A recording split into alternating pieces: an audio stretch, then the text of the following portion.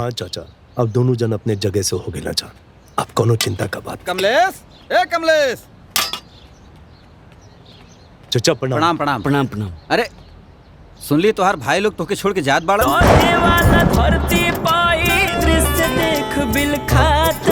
अरे नहीं चाचा, ऐसा कोनो बात नहीं है।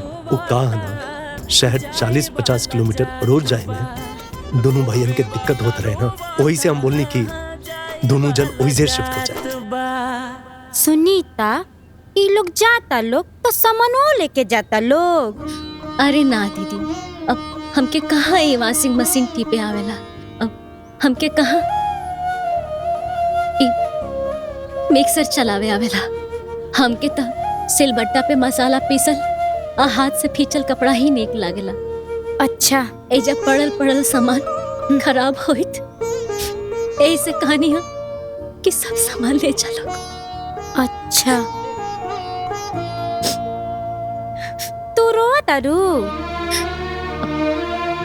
अरे ना दीदी, पता ना आँखिया में काहे इतना जलन होता, बुझाता कुछ पड़ गई भट्टे।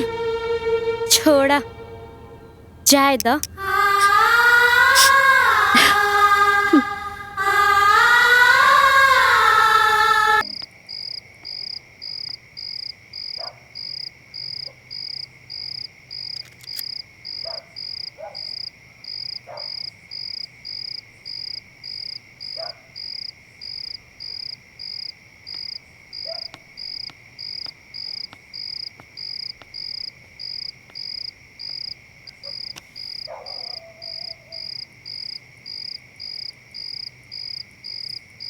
ए जी, तनी रमेश महेश के फोन लगाई ना, बड़ा दिन हो गए बात देखे भाई। सुनीता, तू कौन माटी का बनल हो? वो लोग हमने लोगन के छोड़ के चल गए जा, तब वो तुम्हार मन न भरल। मन काहे भरी जी?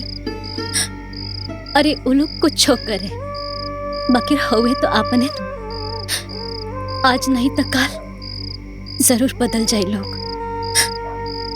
एक बार फोन लगाई ना जी। अच्छा ठीक बा।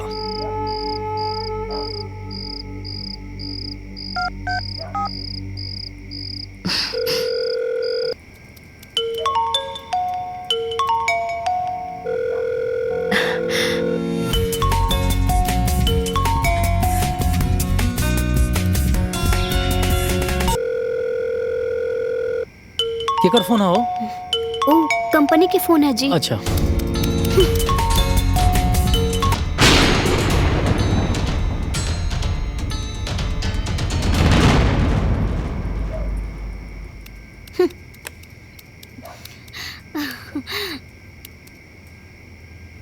यही बार के दोनों LIC जमा हो गए। अच्छा कह लीजिए। का भल जी?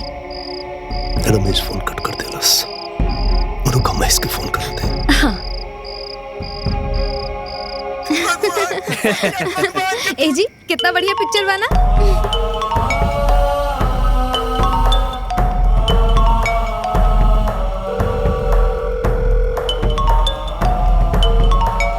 फोन काटी। पूरा पिक्चर देखे के मूड खराब हो गई। का भइल? वो फोन कर देलस। हमनी लोगन के हमनी लोगन से कोनो मतलब नहीं है, चाहे हमनी लोग जियल जाए या मरल जाए। अरे रवो कुछ बोलत रहिले।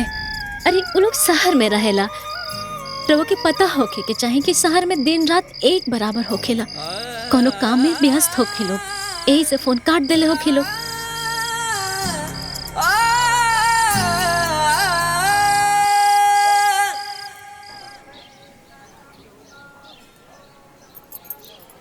अरे ओ दिन सुनीता का कहत रही हा कि हम अपना देवर देवरानी के अपने भेजले बानी शहर, बाकी अंदर के बात तू लोग के पता बा? कहा दीदी? अरे सुनीता के छोड़ के ही देवर देवरानी चल गए लोग। जाए से पहले घर में खूब झगड़ा लड़ाई भइल रहला। अच्छा दीदी।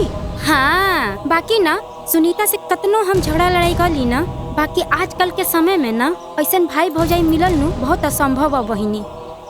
अपना देवरन खातिर अपन औलाद पैदा ना कैली, और अपने देवरन के औलाद समझ के पाल पोस के बड़ा कइली। घोर कलयुग आ गइल बा। अरे देवरानी के आते ही देवर लोग लात मार के निकल गए लोग। कमलेश और सुनीता गांव वालन से छुपावत आड़न कि गांव वालन के ना पता चले। उनकर भाई उनकरा के छोड़ के शहर चल गए। चाचा ये बात तो वो लोग छुपा ले लें, बाकी रही बताई पूरा गांव ये जानता ना कि वो अपन दोनों भाइयन के पढ़ावे खातिर डॉक्टर इंजीनियर बनावे खातिर अपन खेत हमरा के बेच दे लें। अरे पैसा कम पड़ल तो अपन घर गिरवी रख के बैंक से लोन भी ले लें। हे भैया यह दुनिया के रीत है, जो अच्छा करेला ना ओकरे साथे बुरा होखेला। हाँ। देखा सच्चाई ये है, भाई भाई में चाहे जितना भी प्यार होखे, लेकिन मेहरी अइले के बाद ना बंटवारा होखब तय बा। हो गए लो घर वीरान, उजड़ गए लो कोख। यही से कहत रहनी हा कि औलाद पैदा कइला ई देवर उवर कोनो काम ना आई है। ई दिन देखे के ना नु पड़ी। अरे अब तो तू औलादो पैदा न कर सकत। देख लिहा वो लोग घरों सजाई लोग और औलादो पैदा करी लोग। बधाई हो महेश, तू चाचा बने वाला बारा। और तू मौसी के साथ साथ चाची और वो लोग नाना नानी। देखला हमने क्या होते घर में खुशखबरी भी आ गई। हाँ, अरे ये तो बहुत बड़ खुशखबरी बात। अरे भौजी आई ना, रउआ बैठी ना। आराम से। अब भौजी एकदम आप ना आराम से बैठी। जवन मन करी ना तवन खाई रहुआ, ठीक बा? अब कोनो चिंता करे की जरूरत नहीं है। काहे से कि घर के सारा काम काजल करी है। ए जी, ये रउआ का कहता नहीं? ये पूरा घर के काम हमरा से ना हुई। रउआ लोग जाके कोनो नौकरानी के इंतजाम करी। हाँ काजल तो सही कहत बिया, काजल काम करी तो हमार ध्यान के रखी। अरे बाबा तहार ध्यान रखे खातिर मम्मी पापा लोग बानू। इका कहत बने जी हमार मम्मी पापा काम करिए। अरे ये भौजी अभी दिल्ली मुंबई शहर नहीं खे ना, जब सोचनी जा नौकरानी मिल गई। ए जी, ये सब बोलला से काम ना चली। रउआ लोग के कोनो ना कोनो तरीका से एगो नौकरानी ढूंढ के लावे के पड़ी। हाँ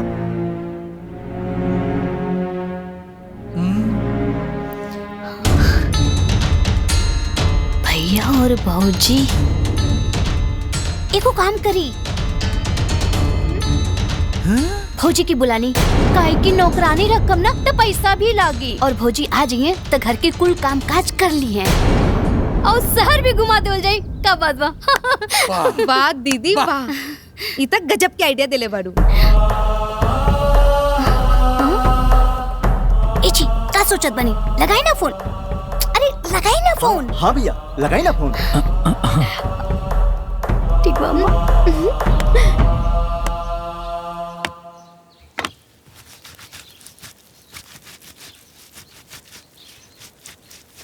ए जी नाश्ता करके तनी एक बार बबुआ लोग के फोन लगाई ना। देखा सुनीता, वो लोग हमने लोगन के भूल चुकल हो जा। हम तो कहते तो भूल जा, मत याद करा, भूल जा। ना जी, वो लोग हमने के भुलाइल नहीं खे। हमके पूरा विश्वास बा। रउआ देखा हमने के बबुआ हमने की जरूर याद करी है लोग।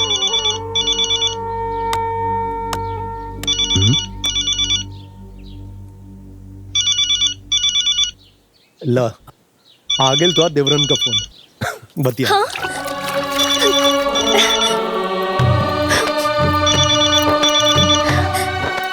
भौजी प्रणाम। खुश रहा हमार बबुआ। कैसे पड़ा लोग? जी हमने ठीक बानी। रउआ और भैया कैसन बानी? हमनियों के ठीक बानी जान। सालन से भैया भौजी के याद ना आयल तो लोग के। अब का बताई भौजी, रउआ तो जानते बानी ना अस्पताल से कभी टाइम ही न मिलेला, और आज टाइम मिलला ना तो समय निकाल कर रउआ का फोन कईनी है। कोनो बात ना। महेश कहाँ बड़े? महेश ठीक बा, ली ना सामने बा। ला हाँ भौजी प्रणाम। खुश रहा। रउआ लोग कैसन बानी? हमनियों के ठीक बानी जा। अरे रमेश तो हॉस्पिटल में व्यस्त रहेले, लेकिन तोहरा तक कम से कम भैया भौजी के हाल चाल लेवे के चाहत रहे। ऐसा बात ना भौजी, वो कंपनी के काम से कबो दिल्ली, कबो लखनऊ, कबो कानपुर जाए के पड़ला, तो यही से बहुत हो गई हालचाल। सीधे सीधे बोली ना कि काल हमने क्या आवत बनी जा। हाँ भौजी, हम का कहत रहनी है कि रउआ लोग तैयारी कर ली, हमनी के रउआ लोग के लेवे आवत बानी। तू गावे आवत रहा? हाँ भौजी, अच्छा ठीक बात रखा तानी, हमनी की तैयारी करे के बा आवे खातिर। प्रणाम भौजी। खुश रहा। हे जी, रवा का कहत रहनी कि उ लोग हमनी के भुला गइल बड़े ना। हमनी के बबुआ हमनी के कबो भुलाइए ना सकेले। अरे उ लोग शहर में रहेला लोग, काम में व्यस्त रहेला लोग, यही से हमनी के हालचाल ना ले पावेला लोग। एगो खुशखबरी सुनाई रवा के, हमनी के बबुआ लोग गाँव में आवता लोग हमनी के शहर में ले जाए खातिर। रवा रुकी, ये खुशखबरी ना हम गीता दीदी के दे के आवता नहीं। हाँ, हमार बबुआ आवता लोग।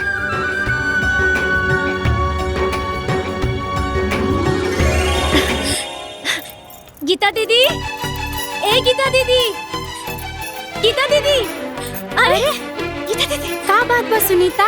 और तहार चेहरा तार पूरा चमकता। काहे ना चमके दीदी? अरे रउआ ने कहले रही कि हमार देवर वेवर काम ना आई है, त सुन ली।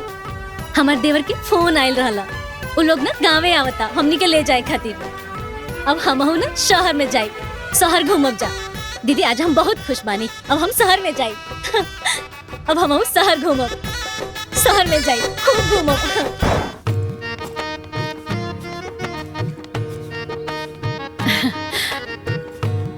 अरे अभी लड़वा सामाने रखा था नी। अरे जल्दी से जाए, नहा धो के तैयार हो जाए, जाए के बा ना? ठीक बा? हाँ ठीक और सुनी, एक मिनट और ना, रवा हाई वाला कुर्ता पहनब, रवा पर बड़ा अच्छा लगेला। ठीक बा? हम हो जाता नहीं, फटाफट नहा के तैयार हो जाता नहीं। हाँ। ठीक ना? हम 2 मिनट में अभी ये तैयार हो जाते हैं। हाँ, जल्दी तैयार हो जाए, आवते हो।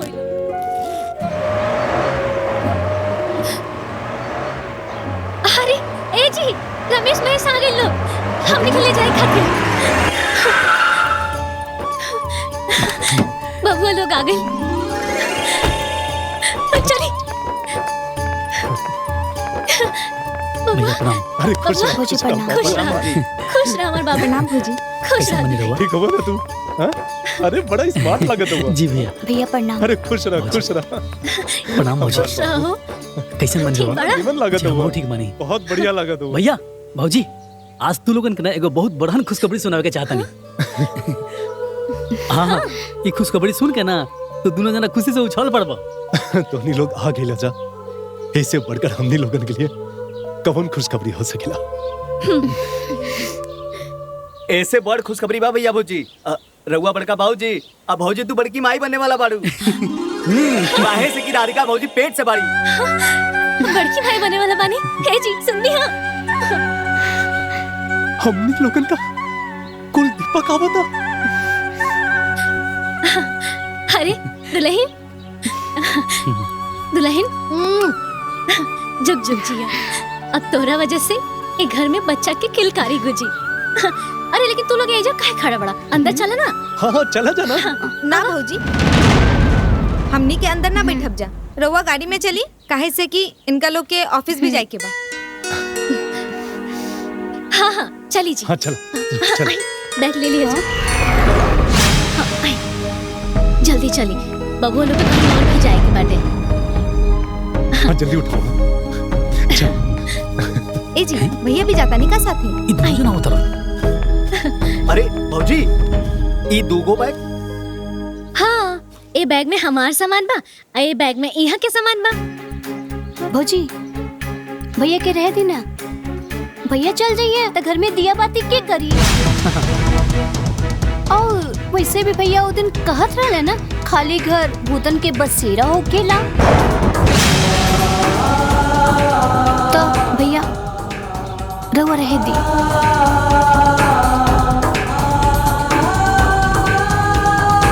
ठीक बा, जैसन तूने लोगन की इच्छा। अब ठीक बा। सुनीता तू जा।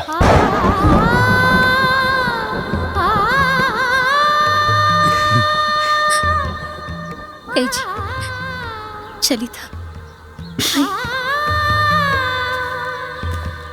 हे दीदी, ठीक है ना? भाई। ए जी, हम रवा के छोड़ के कहीं ना जाए। देखा सुनीता, ये लोग बड़ा उम्मीद से आए लोग मजा तो खिंचाई के पड़े नाता वो लोग किसी आ चाहिए सा किसी आज चाहे कुछ करस, बाकी हम कहीं ना जाए, हम उन लोग के मना कर देता नहीं। सुनीता तू जाएगू ना तो दुल्हन का देखभाल हो जाए। ना जाए बात के समझा, काहे से कि हमने लोगन के कुल के दीपक के बात बा।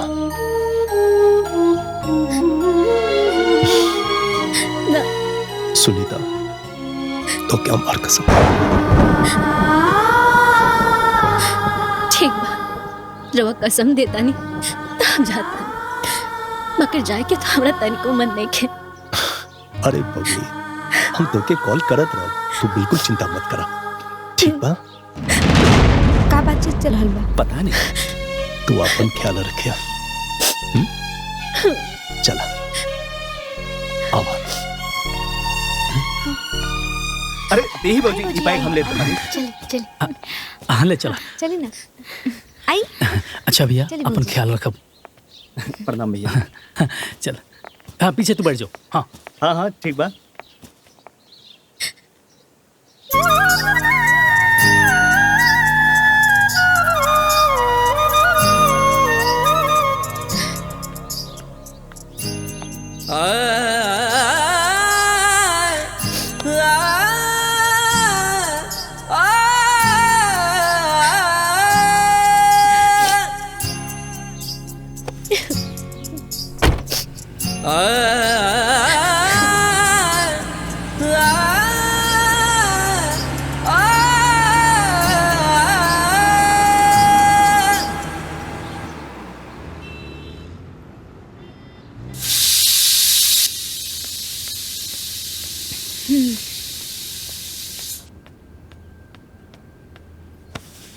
दीदी खाना तो बन गई, लेकिन अब कपड़ा के धोई।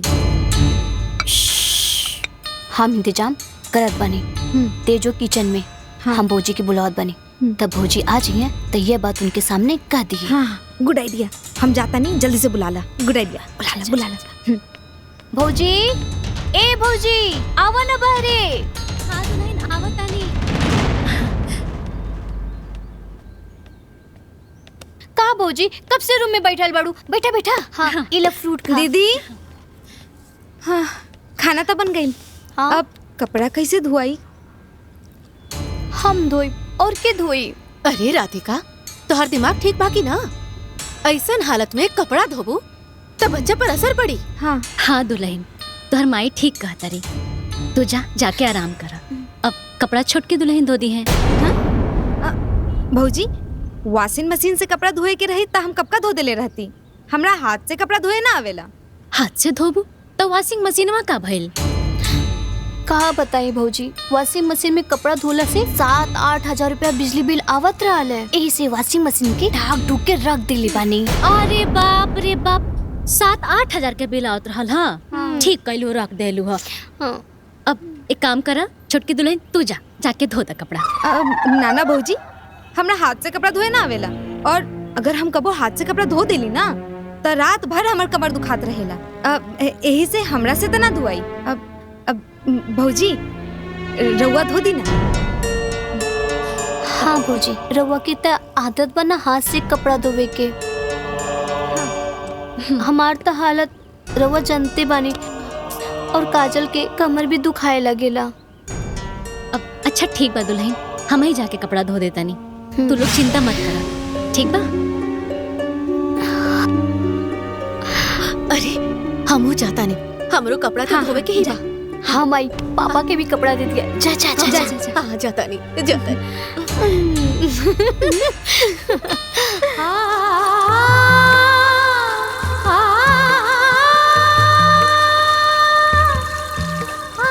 सुनीता, आज सबन के कपड़ा धोते बाड़ू तो हम ये बूढ़ पुरान के कपड़ा धो दी है, ठीक बा?